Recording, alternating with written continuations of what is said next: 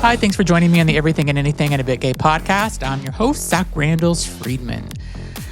There's been so much in the news about people coming out, and especially in sports. You know, Heated Rivalry started, athletes starting to come out. And I did an interview with Jesse Kortuem a couple of weeks ago, and I was able to talk with him and help tell his story on why he came out, because he put out this post on Facebook that was kind of, you know, for personal with friends and family, and it ended up blowing up and going viral, and he was totally caught off guard with it.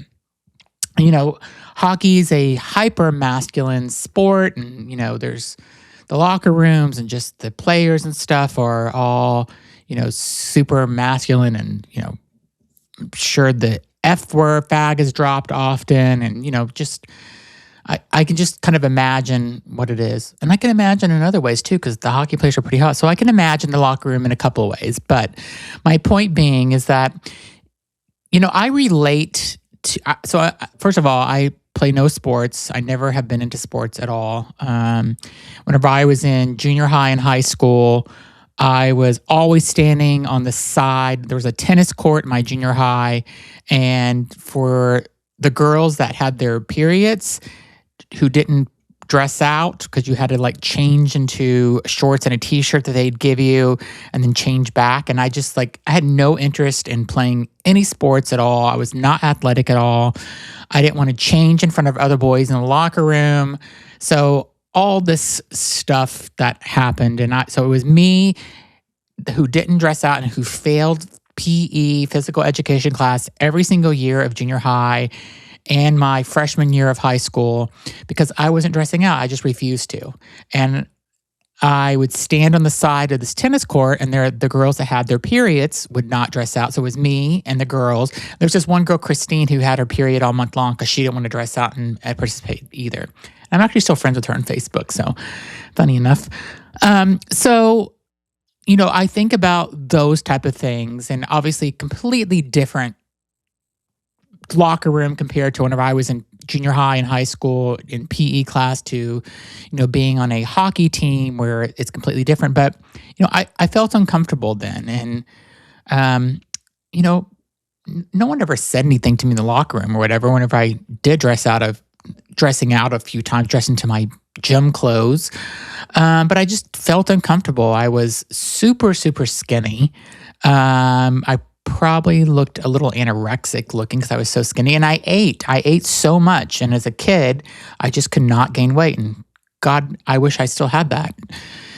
And, you know, then it made me think about, was there a time in my life that I was, you know, not necessarily with my parents or anything, and not before I came out of the closet. So I came out to my parents when I was 22 or 23-ish, probably 22. And it wasn't great. It wasn't horrible. About 6 months later, my dad came around and everything was fine. And me and my dad became much closer after I did come out. But there was a rough 6 months. But going back to my original thought, I thought, have I had those times where I've had to be closeted? And I'm, again, not talking about with friends and family before you decide to announce it to the world that you're gay. But I, even well into my relationship with my husband, Andrew, there were times where I was working for a company within the last, I don't know, at least 12 years, maybe 12 years, 13 years ago, when I was working for a company where I told a few people I was gay, and not that they didn't know, people didn't know I was gay, but I didn't talk about it. There were certain people that would talk to me about, what did you do on the weekend? And I would be very general or generic with it. Like, I wouldn't say me and my husband did this, or me and my husband or boyfriend at the time did this. Nothing like that. And we had to live in Raleigh, North Carolina for about 2 years for a job that I took. And it's not the most, it's North Carolina, first of all. Second of all, it's not super liberal there. And there's a lot of people that go to church. I remember my first day going into the office there.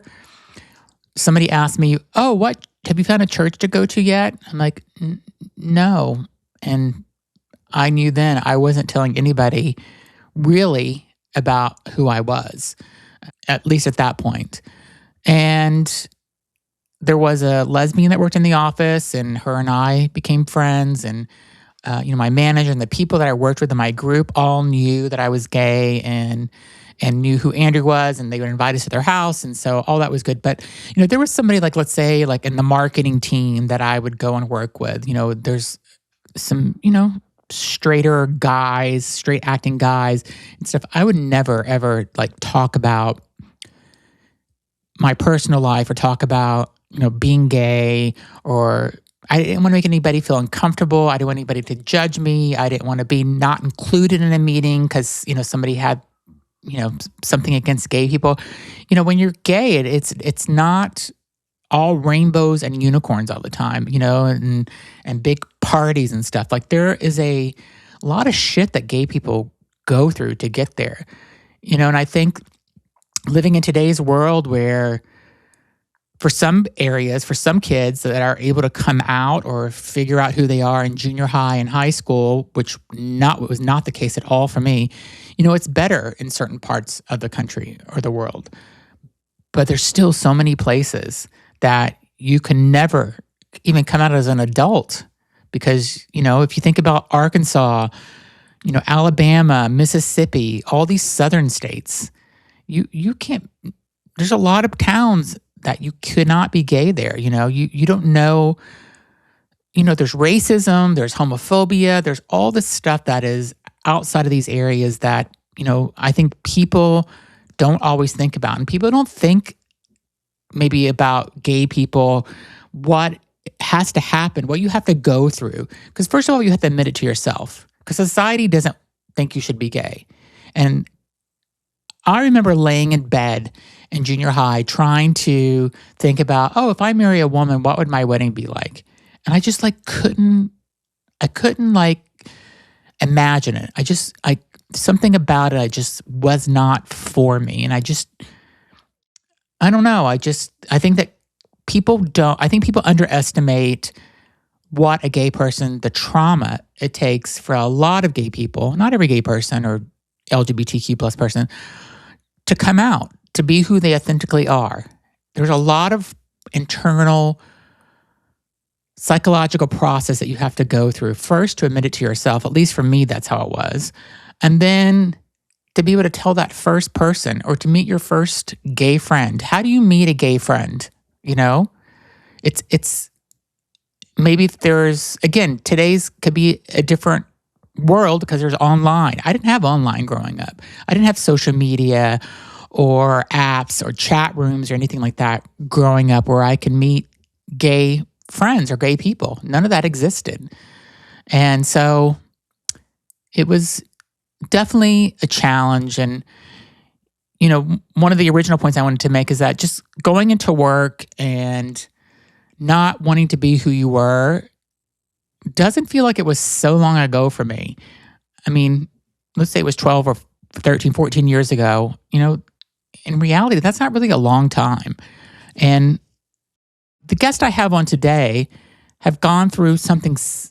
Well, first of all, they've gone through what I've gone through in a lot of ways, especially AJ, who you're going to meet today.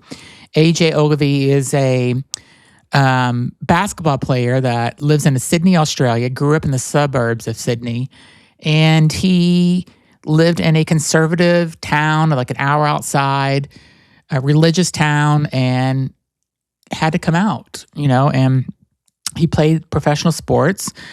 And professional sports are not necessarily a place that is so accepted for LGBTQ plus people.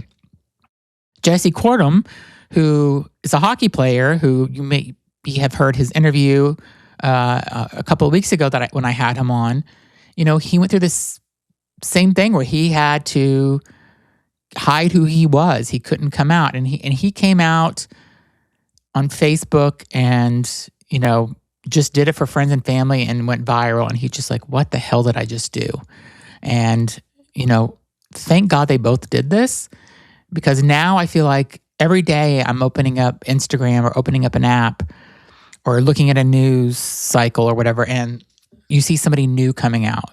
There's a rugby player in Germany. There was a guy on the side of a soccer field that proposed to his boyfriend for marriage, and the whole stadium cheered.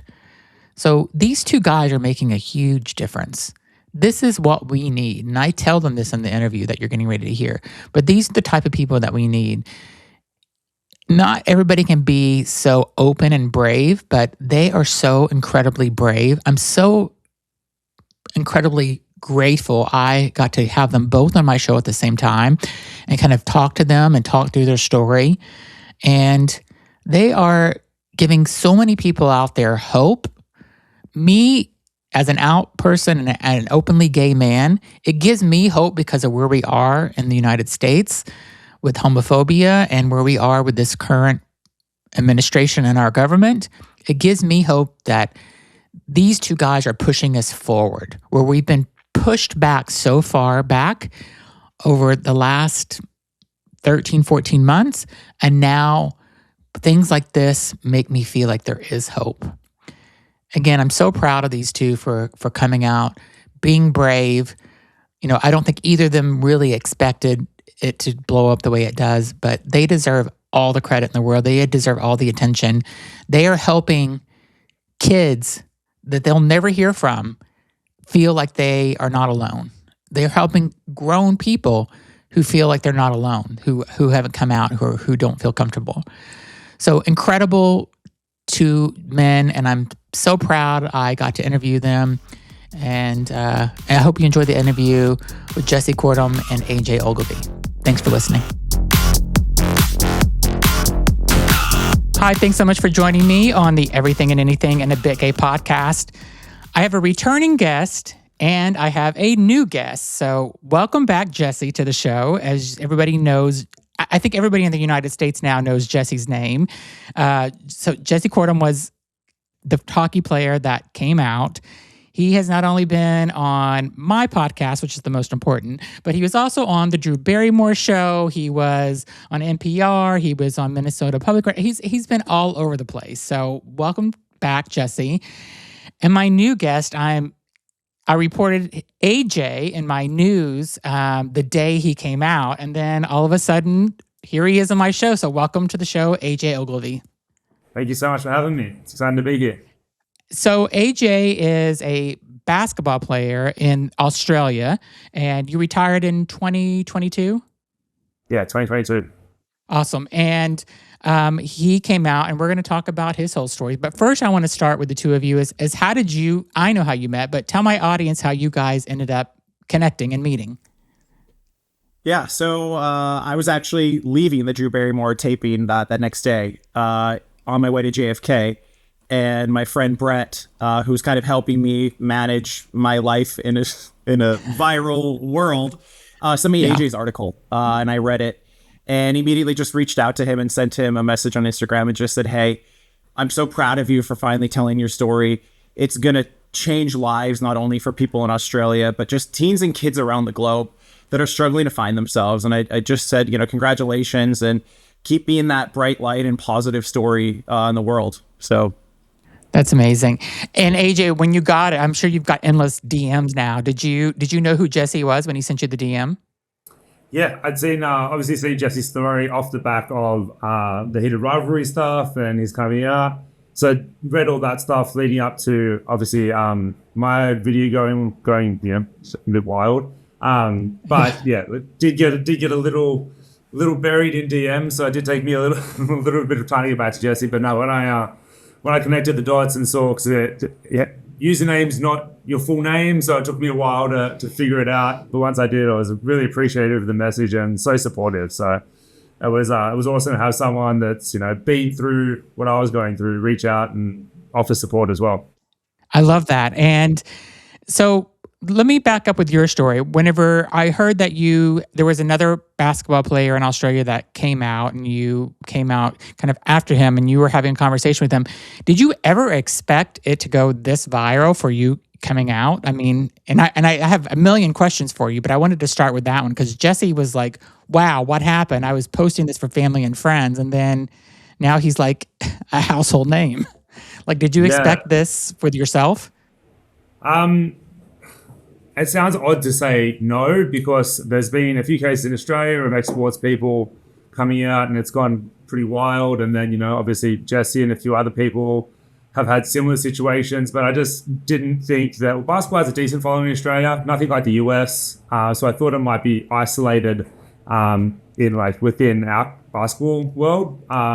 Like you said, my interview was with Isaac Humphries. He came out publicly in 2023. And so he's still active in the league, plays for Adelaide.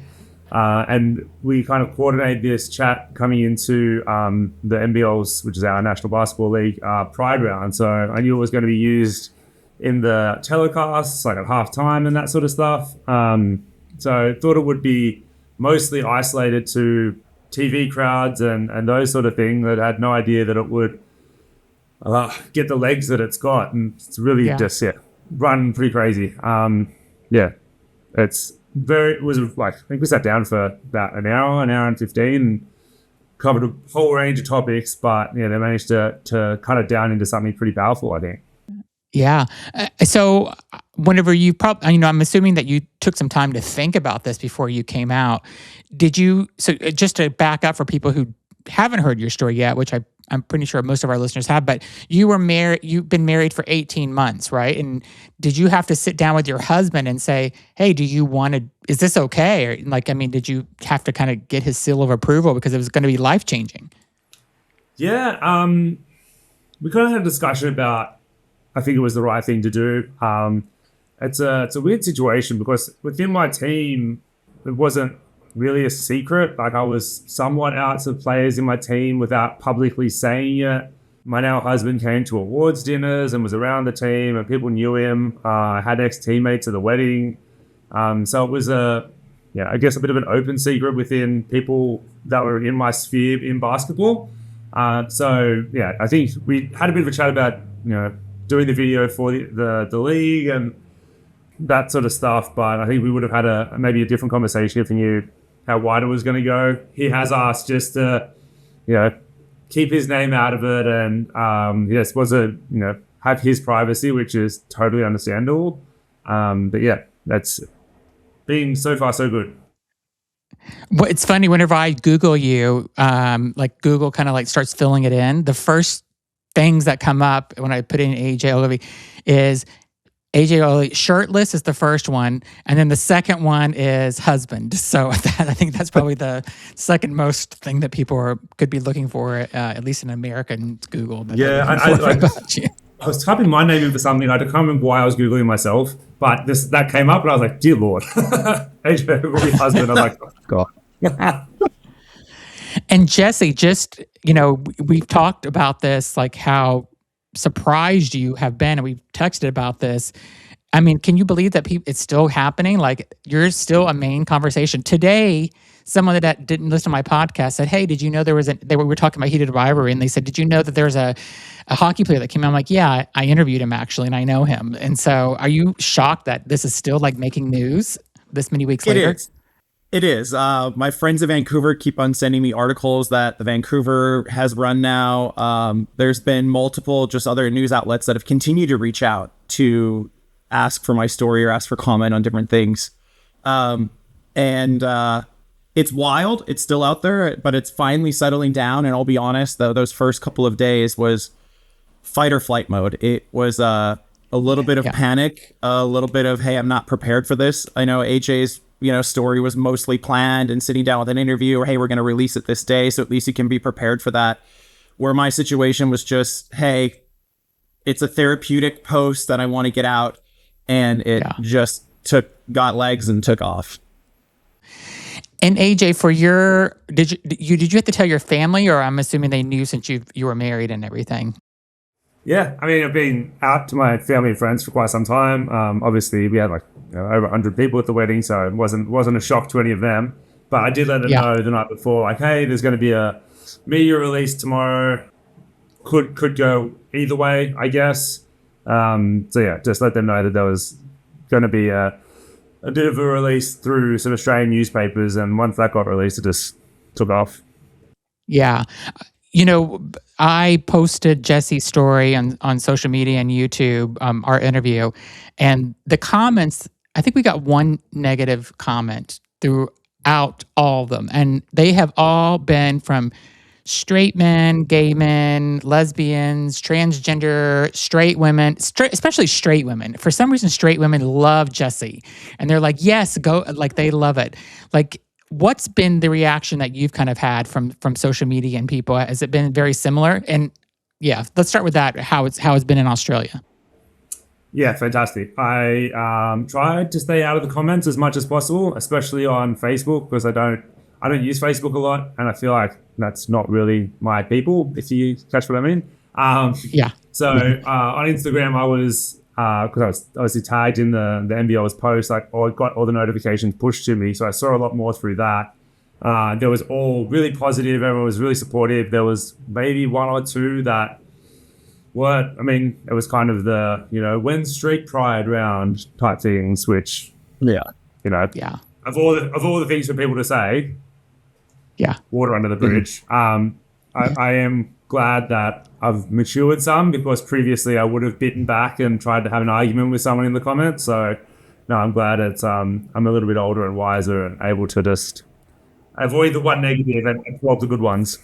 Yeah, I mean, I'm older than you, and it's hard for me not to kind of clap back at people in the DMs and on social posts too. So, I'm glad that you could do it, because I just can't handle it. So, but I've been told just let it go, because for the one bad one, there'll be 2,000 awesome ones. So just let it go, and that's how I'm looking at it.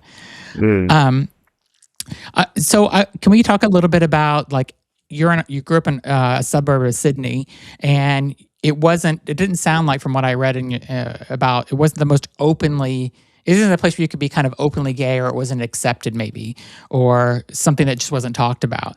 So how do you feel now that you're out and you're maybe helping, well, not maybe, you definitely are helping that same kid now that's maybe struggling with their sexuality or struggling to tell their family. And Jesse got an awesome message, like on the second day or so of him posting his from a kid, that he was able to tell his family at a barbecue and they accepted it. Like, how does that make you feel, knowing that you're having the same impact to these kids, or even to an adult, and it could be anyone, that you're having that impact where you're letting people know they're not alone, that there's other people like them in some cases. I mean, it could be not just in Sydney, it could be, Australia's a huge country with a lot not in the middle, right? So it could be a kid that's living in these, suburban areas that have no other connection to the LGBTQ plus world, and you kind of have given that to them. So tell me how that makes you feel. Yeah, like I said, grew up in kind of northwest Sydney, so like an hour outside the city. Was pretty, like, I guess, a lot of religious, like, Christian Catholics. My family's Irish Catholic, so I grew up going to church every week. Went to a all boys high school, so like a rugby based high school. So maybe not as like crazy as it could have been, but wasn't an accepting place for gay people to be at all. And like you said, I think that my whole reasoning behind wanting to do this was to help, even if it's one person, because it's what, if I could go back and change time, it's what I would have wanted and needed as a kid.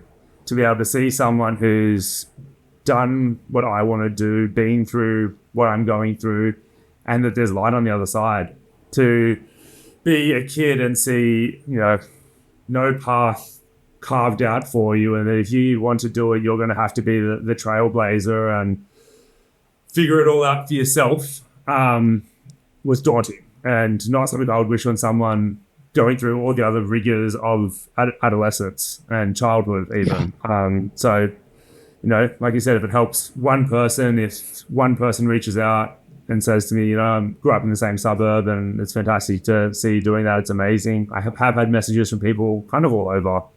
Some people that are uncomfortable saying who they are, some people that are unable to say who they are because of where they live. And I'm sure Jesse experienced this too. There was a huge influx of messages, but I felt like I wanted to read and respond to as many as possible because it's about, that's what I did it for, right? To reach people, to help people understand that they're not alone and there is support. And if there's one thing that I can tell them, it's that on the other side, it's so supportive. The community is being fantastic. Like you said, there's maybe a negative comment here or there, but on the whole, it's just been incredible. Yeah. And Jesse, have you received any more of those messages like you did from the kid at the barbecue? I'm sure you can't even keep up with the amount of messages that you received. Tons. I spent hours on the weekend just kind of digging through things, same as AJ, and trying to read and respond to as many as I can. There's so many heartfelt messages of people telling me their struggles or, where they grew up. Some guy in West Texas said, I couldn't be myself. I was one of those lucky people that got out of West Texas to live my truth. And so to read those messages, it really just humbles me. And honestly, it makes me very emotionally almost speechless to realize that one story could have this gravity, to give people hope or give them that courage. It's something I don't take lightly, and it's something that I wasn't expecting either. AJ, when you see what's kind of happening I don't know what the political climate is in Australia, and I don't want to get too into politics, but definitely in the United States, which I'm sure you hear, we are kind of taken some steps back in the LGBTQ plus community because of our current administration in the White House.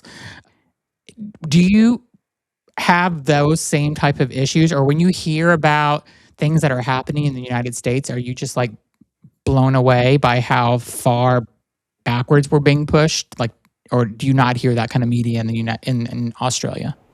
No, we definitely do. I think America is such a leader in a lot of ways. So then news gets reported worldwide, right? Especially with some of the things going on with not even just LGBT news, but wider populations, ICE and, the Epstein files and all that sort of stuff. So it's ever present in our news as well.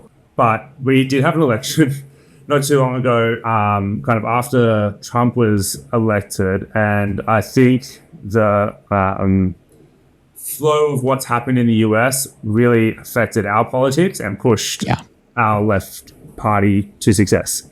So we aren't having those sort of impacts.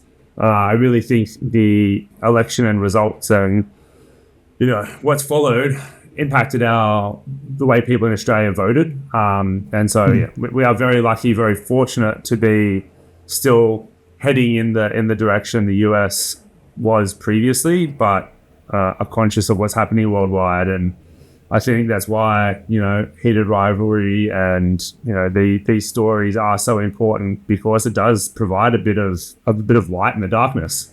There's something positive for people to grasp onto when things are so dark.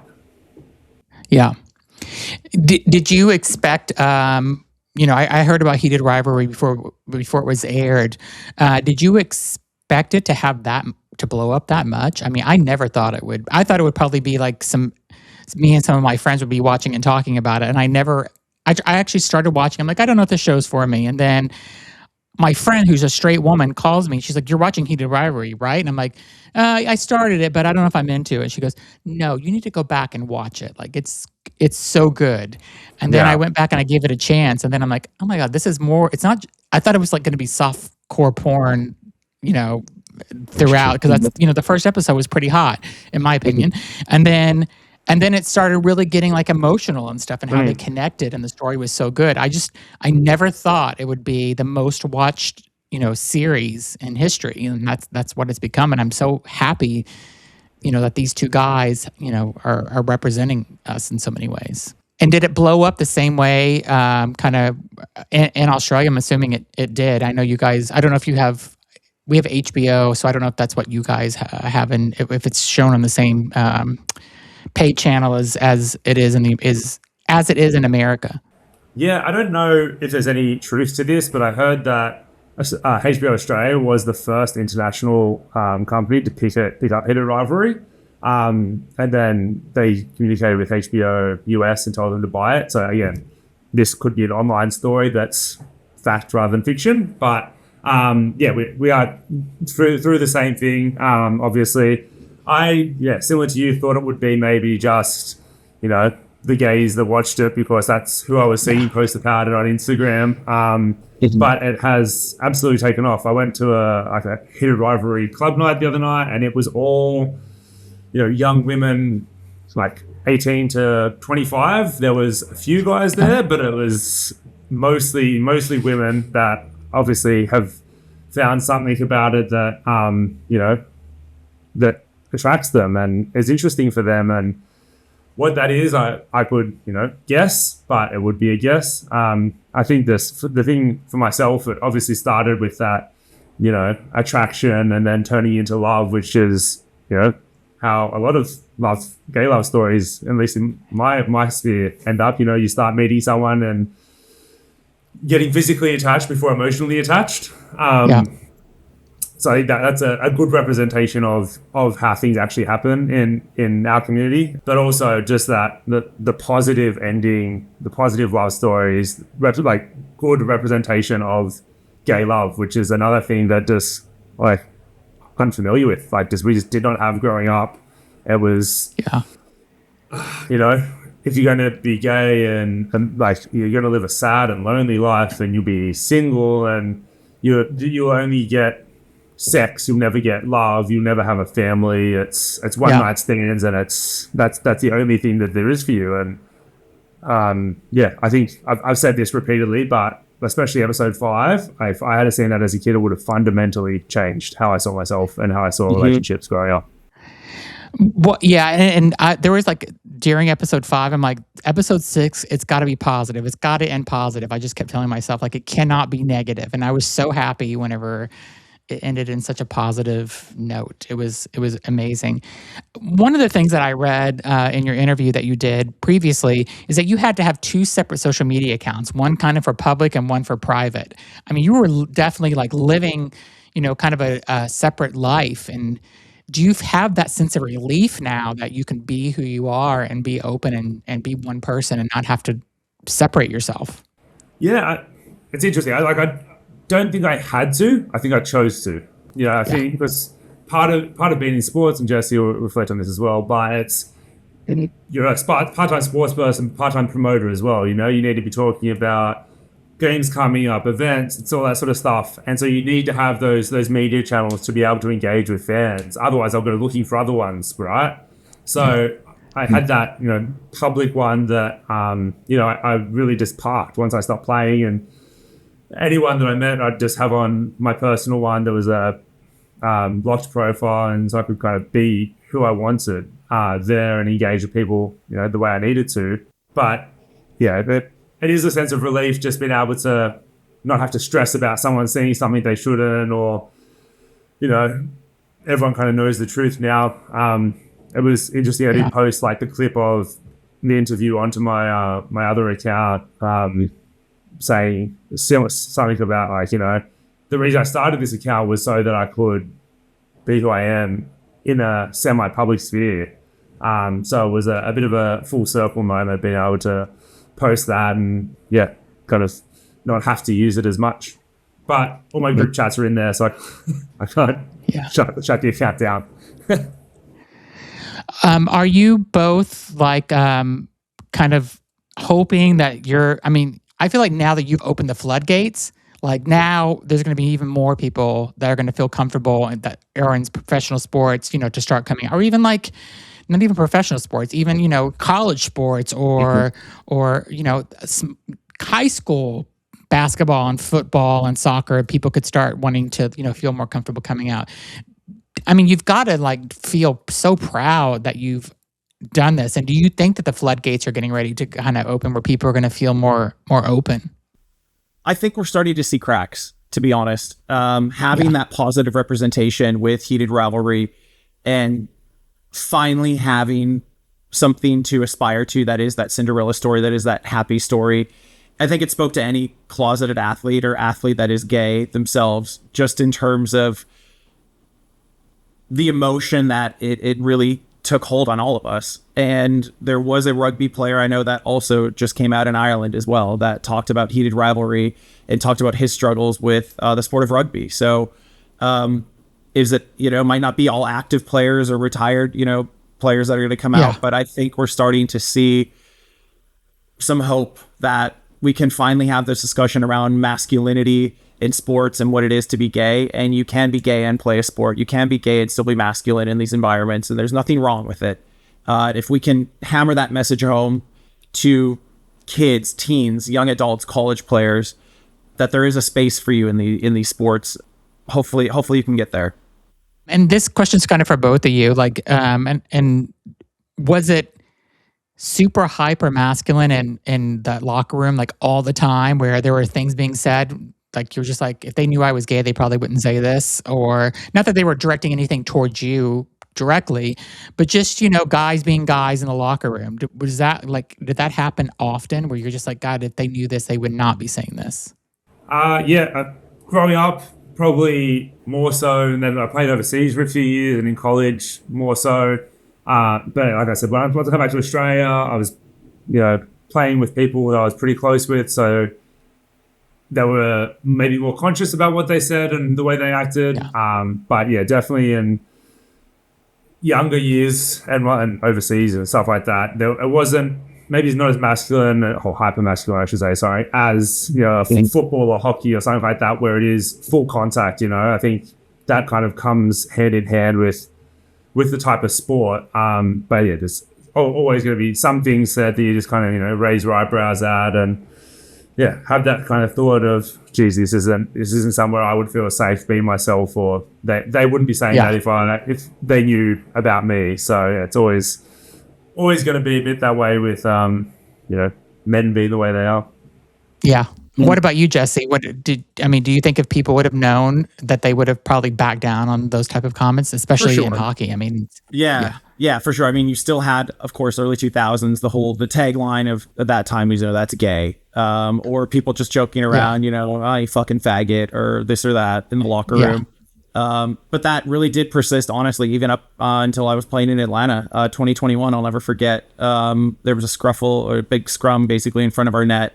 There was a bunch of guys that kind of got into a little fight. The refs are over trying to deal with assessing penalties. And a guy on my team just starts yelling at the team. He's like, shut up, you fucking faggots. It's supposed to be a game misconduct. The refs never heard it. But it's 2021. This is a rec league. Not okay. But again, that's the environment of what I grew up in. And kind of, when you grow up in that from a very young age and you feel like you can't be yourself in this environment, it just reinforced that, hey, maybe it was safer for me not to tell my story, not to become a target on or off the ice, good or bad, or be that gay player on a team where you might get a cheap shot taken at you. You might get somebody trying to, two-hand you and slash you and try and break your wrist, or, take a cheap hit on you. So those are other reasons why, players sometimes don't feel safe in these leagues. Yeah. So what do you both want to do now that your stories are out there? You had such an awesome influence on people. Obviously, I would say 99% of the people are supportive that are going to read this story or respond to it. And people are, and I cannot tell you how many people posted how proud they were of Jesse. Proud was used so many times. And AJ, I've looked at comments for you, and I know you're not looking at the comments so much, but the same thing. People are so proud of you both. And when I reported my news story in both of you, before I knew either one of you, I said the same thing. Like, these are the people that we need in the LGBTQ plus community that I'm so proud of. And the fact that the opportunity that I have to interview you is just so amazing, because you guys are going to make change. You're going to change the world. You're going to go down in history as changing. So now that you're out, what do you have plans kind of to do? Are you going to kind of just go back to your everyday normal life, or are you going to maybe try to keep your platform going and trying to help people and kids and just letting people know it's okay? Like, have you thought about it? I know it's only been a couple of weeks for you, AJ, and not even a month for you, Jesse. Yeah. So AJ, let's start with you. What is your plans? I would love to, find a way to continue down this path. I previously didn't think that it would have the impact that it has. So to see the people that it's reached, the people that have reached out and said how much it's touched them, I would love to try and figure out a way to continue to help. Obviously, that's might not be immediately in basketball, might be somewhere else, but like you said, it's been 2 weeks tomorrow since the article went live, so it's still a little bit in the middle of it. But trying to figure out some way to help make the future better, because like you said, it might not be more pro athletes coming out, it might be kids in middle school or high school feeling comfortable continuing to play sport and then making it to an elite level, right? Which we know that there's a lot of kids, gay or otherwise, that step away from sport because they don't feel safe or don't feel comfortable. So what the path forward is, I'm not 100% sure, but I would love an opportunity to continue down this road. And so just continue chatting to people and see what pops up. And Jesse, what about you? What are you thinking now that you've had a little bit longer, not much longer, but a little bit? Yeah, along the same lines, to honestly be the role model that I never had when I was that kid playing hockey, struggling and being gay and dealing with homophobic comments or not understanding myself that I could be gay and play this sport. If that means working with youth hockey organizations or just really creating that safe space for all hockey players, for them to be themselves. If that means You Can Play project, which is something I'm interested in, being an ambassador for them as well, to educate, coaches, parents, what have you, on positive, uplifting language for athletes. The quitting rate for LGBTQ athletes is extremely, it's much higher, obviously, than the straight community, just because they do face that uncomfortableness in the locker room or within the sport. So if we can equalize that and make sure that if you can play a sport, it should just be based on you can play the sport. If you have the heart and you have the hustle, you should be on the ice, you should be on the court, you should be on the pitch playing soccer. That's what it should matter. It should come down to that, not who you love or who you want to be in your life. Yeah. AJ, I want to run something by you and see what you think. I know Jesse's kind of like keeping himself open to things and stuff, but I am a matchmaker in my heart. Like, that's what I really want to do in my life, is be a matchmaker. And I think that Jesse should meet Connor Story from Heated Rivalry, and I think that they're a match in my head. I think they are. And I'm trying to talk Jesse into this, and I just need a promise that if I get these two together and there is in fact a wedding, I get to make a speech at the wedding, because I think this is going to happen one way or the other. Do you agree? Like, do you think it's a good idea? If it happens, you should be able to officiate, I think, no? I'm going to take that as a yes. Connor, if you're listening, Jesse, look, he's cute. He's got his shit together. Jesse's on the fence about what he wants to do with his life, but I think you could help direct him and help him. Yeah, push it into the universe, keep manifesting. Yeah. Hopefully it all comes full circle, and Connor Story is listening right now, and in 5 years' time we'll all be laughing at a wedding together. That's what I'm thinking. And so, and I think whenever Connor is accepting the Oscar, and he's probably going to say thank you to me for finding him his husband. So he's not going to even like think of anything else, but like, thank you, Zach Randles-Friedman, for finding me my life partner. So my last question for you both is, do you guys have any plans that where you're on opposite sides of the world? Do you have any plans that if you think you'll ever meet in person? Because I feel like you have to one day. Yeah, I would relish the opportunity. I think, just coming to the US at the moment is probably not on the top of my list of things to do, just given the current climate. But hopefully things move back in a direction where it would be more feasible. And if we get to the US, I'd definitely love to spend some time with Jesse and pick his brain about things. Awesome. Well, I hope you guys have an awesome friendship, whether it's, just virtually, or if it's hopefully one day in person. And AJ, again, we'll be attending that wedding together in about 5 years. So we'll get to meet in person then, and it's going to be amazing. So I want to just close by telling you both just how much it means to so many people that you guys have done this. And again, I'll use the word proud because that's the comments that I see over and over and over. And I know you both have had a little time to think about it, but I think the impact that you're going to make across the LGBTQ plus community to kids to even adults to let people know they're not alone is so huge.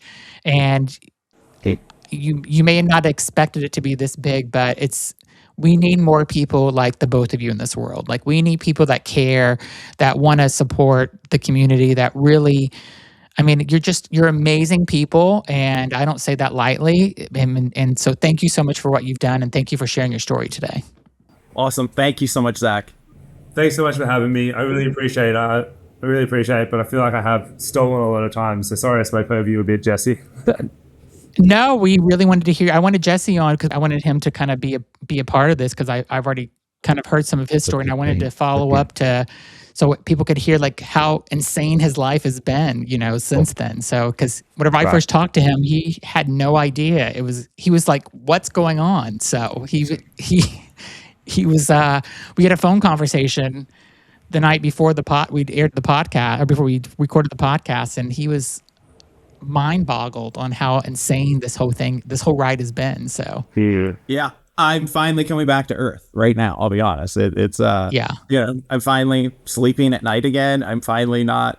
I was literally like not eating for 2 days. It was wild. I don't recommend going viral to anyone. Let's be honest. Funny, that's exactly how I phrase it to people. I'm like, I always wondered what it would be like to go viral, and now I'm like, you don't want it. Trust me. The DMs are going to keep coming in for a while, guys. And like I said, you made history. So just, and I think it's a history in an amazing way. And again, this is what we need in the world today. So thank you both for doing what you do.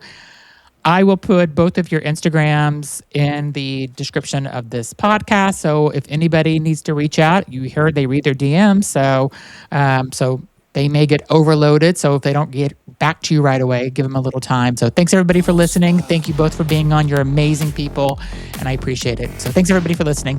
Thanks guys for being on. Thank you. Thanks. Bye.